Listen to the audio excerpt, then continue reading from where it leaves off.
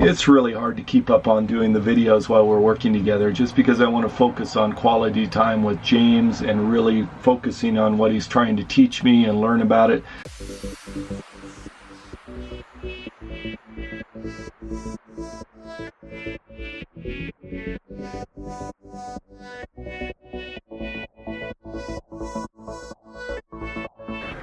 Good morning. I am north of Denver in, I think, Arvada, and I'm at James's house today, and he's helping me a little bit with some electrical work inside of the step van. We're going to be looking at the heater and the blower unit. I'm not sure exactly what is going on there, but there's some wires missing, and it doesn't seem to be going high and low, and I don't think it's cutting off when I'm just driving around. There should be like some little door that shuts to like close off the heat from the engine coming into the compartment. So anyway, it's about 8 o'clock in the morning. It's drizzling rain here. It's nice to have a little drop in the temperature and to get some get some water for the plants. We're making some progress. We've got the dash torn apart. You can see James' hands on here and just his head peeking out. And we're working on two things. We're looking for the flapper valve, which we found. It's a wire cable that goes from the dash on the upper left-hand corner here of this control, and it goes out to a big box under the hood, and there's a cable that pulls, and it's sort of sticky, and when I was doing the adjustments here, I actually broke the knob. So I really love these funky knobs here, but I think I'm probably going to have to replace them. I've looked on Mill Supply and eBay and Granger and several other sources that I know of online for knobs, and I can't find this exact style, which is really cool looking, but I think I'll have to end up switching. But looks like he's moving this cable again. So this cable connects to the edge of that, so we've solved that. We know where the flapper valve is to close off the engine heat from coming inside. So that's one of the goals. Any thoughts, James? Well, we just need to see if the other cable is free, which is the hot cold. Oh, it's not broken. It's not hooked on. Yeah. Okay. So that's heat defrost. This is the hot cold, and that one's still connected. Right. So this is the hot cold. Yeah. Temperature. And if you watch, I'll actually move it, and you'll see that move up and down. Okay. You should. Fun stuff. Yeah, it's not moving. And the valve looks like it might be down as well. Now it's moving. What's that? You just moved it. Okay. James is giving me some education in the blend air door. Is that what it's called? Blend air door, yeah. So the blend air door is located down here, and we've just popped off the little hose for the air intake, and then there's a valve here that he's able to open. I'll give it a close-up.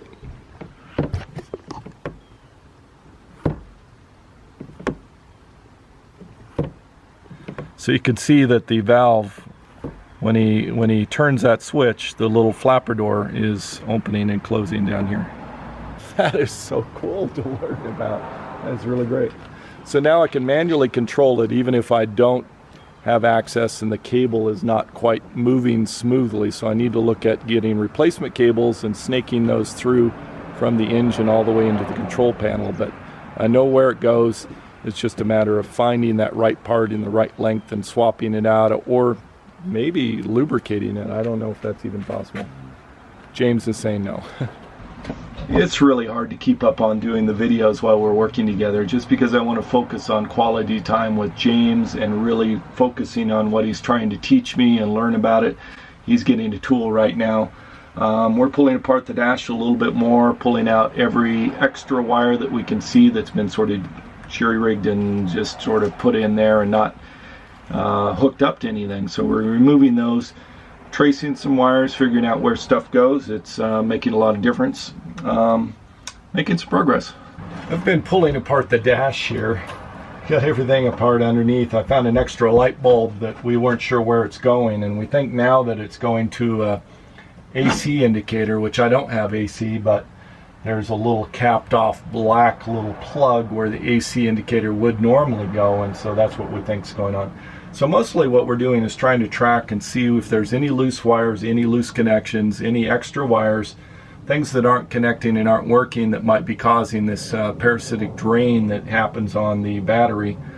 I should mention, and I've mentioned this in past videos, that when I turn on the ignition key, the voltmeter here comes up to about 11 volts, so it's pretty low. And then once I actually start the engine and it starts running, it will pull up from 11 volts up to 13. So I think there's something a little bit odd going on there.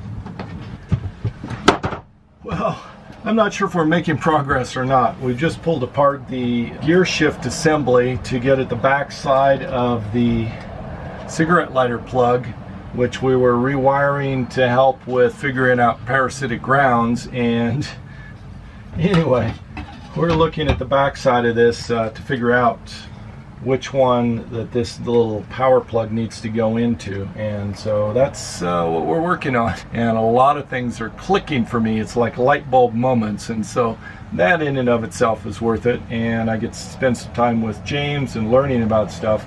I just don't know if we've made actual progress on wiring things. But I did learn quite a bit about the heater system, which is good, and a little bit about wiring and the shrink wrap, and so that's cool. James has crawled underneath my battery bank, and he's looking around down there and finding extra wires and loose wires and all sorts of things. Not sure exactly what all this means. We found an extra wire, like a power cable that goes towards the back, that is terminated for some reason, and we don't know why it would go to the back or why it would be terminated. And then we've got a loose ground wire on the back side of a switch that you can't see by the access area over here to the battery. So hopefully that's part of this quote-unquote parasitic drain that may or may not be happening.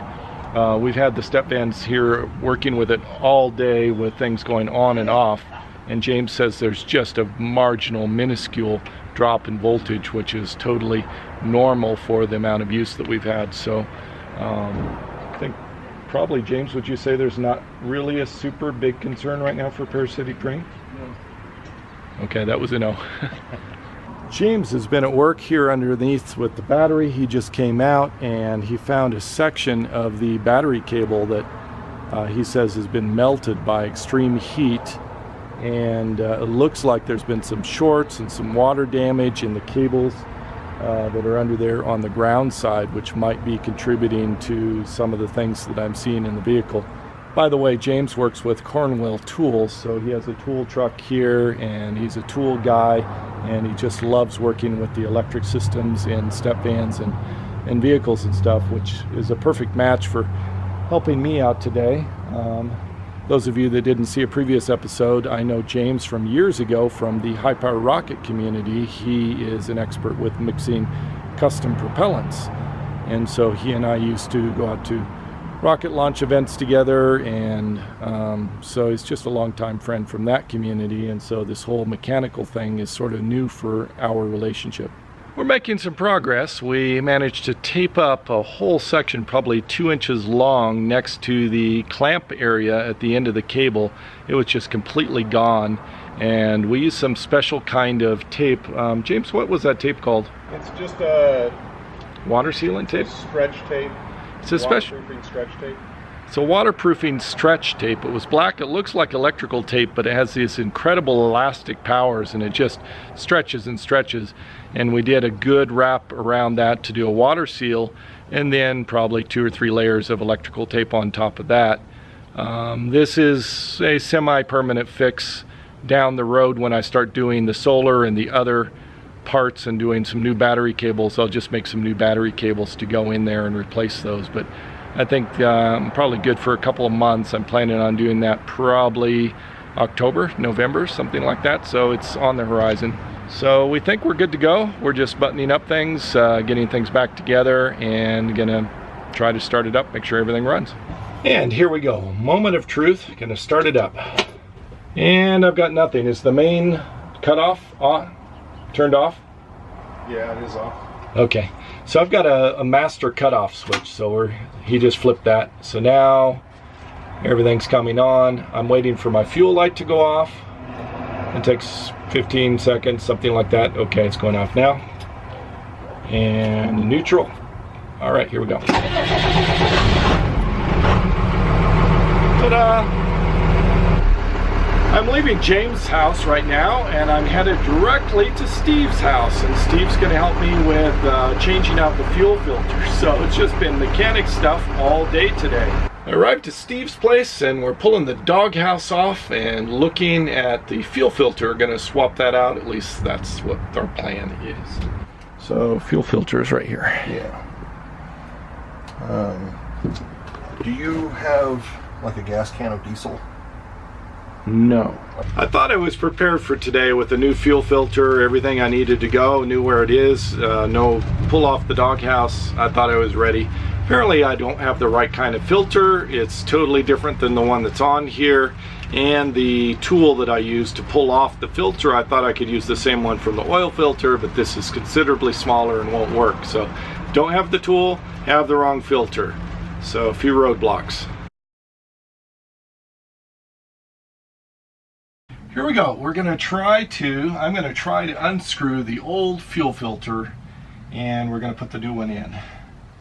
So let's see if I make a mess or if everything goes smoothly. There it goes. It's unscrewing easily. Boy, it's lots of threads, lots of turns. Finally turns loose, it's going to want to drop, so you got to kind of keep your bottom fingers. Yeah, I've got it all the way. Hold there it goes.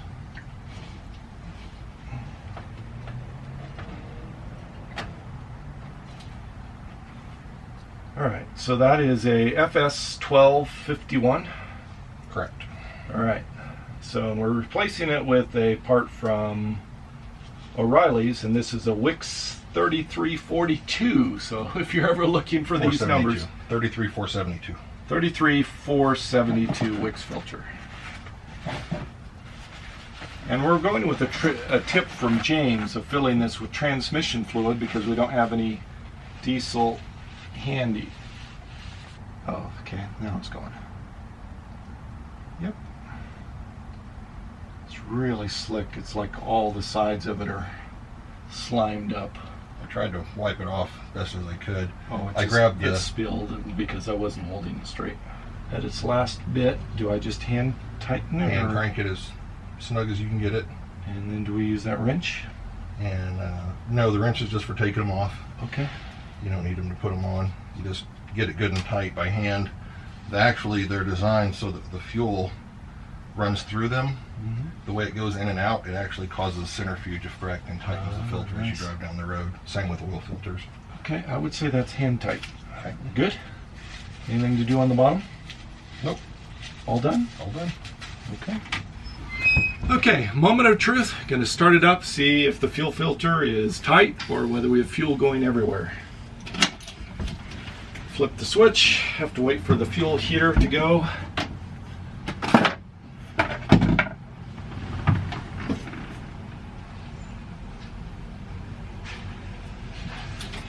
All right, here we go. Gonna wait a minute. It's not going, but I don't see any fuel going anywhere, so that's a good sign. That's twice. It's probably just got to pump the fuel through. Probably be better if we had diesel fuel inside of the actual filter before starting.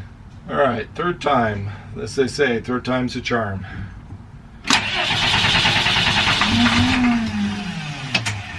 Or not, but almost. That was Steve. He said, keep trying. All right, fourth attempt. Here we go.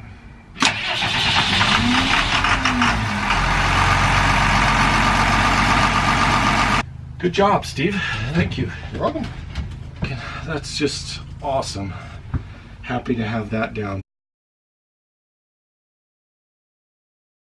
I'm fueling up, and sometimes you just gotta love it because look at this, the fuel prices up here. Diesel, $2.19, unleaded, $2.24. The diesel is cheaper than the unleaded, and with my discount card, I'm getting it for $2.16. That's pretty phenomenal. Just had to share that. Sometimes it's actually cheaper with diesel than it is with gasoline. That's all I have for this episode. Many thanks to James and to Steve for all their amazing help and tutorial and teaching me and mentoring Savor the moment. See you next episode.